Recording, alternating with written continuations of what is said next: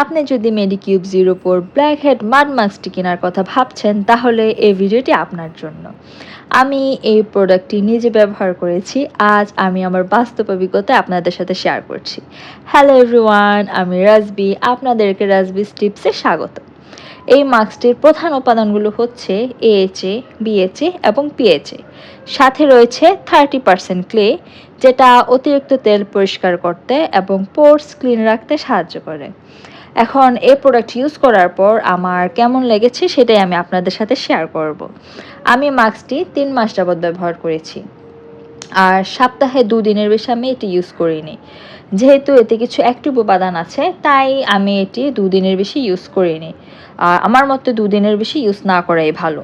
এই মাস্কটি দাবি করে যে এটি আপনার ব্ল্যাক হেডস রিমুভ করে পোর ক্লিন রাখবে, কিন্তু আমার ক্ষেত্রে তেমন ভূমিকা রাখেনি।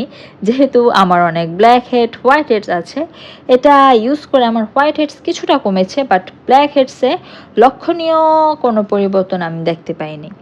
এটি হলো মাস্কটি ইউজ করার আগের পিকচার। আমি আপনাদের সুবিধার্থে স্ক্রিনে এটি দিয়ে দিয়েছি।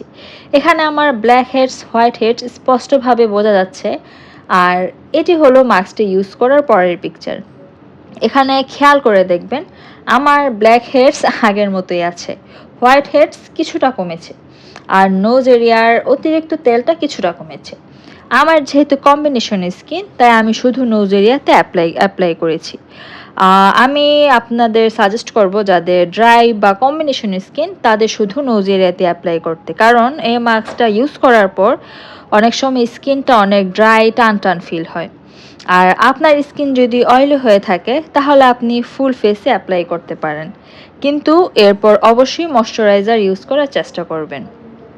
আমার মতে যদি আপনার প্রচুর পরিমাণে ব্ল্যাক হেডস হয়ে থাকে তাহলে এই মাস্কটি আপনার তেমন কোনো উপকারে নাও আসতে পারে, কিন্তু আপনার যদি অল্প পরিমাণ হোয়াইট হেডস থাকে তাহলে আপনি ইউজ করে উপকার পেতে পারেন। আর মাস্কটি ইউজ করার আগে অবশ্যই প্যাচ টেস্ট করে নেবেন। প্যাচ টেস্ট আমরা কানের পিছনে বা জ লাইনে করে থাকি। আর আপনাদের যদি এই ভিডিওটি একটু ভালো লেগে থাকে তাহলে আপনারা অবশ্যই সাবস্ক্রাইব করে আমার পাশে থাকবেন। তো দেখা হচ্ছে পরের ভিডিওতে। Bye bye.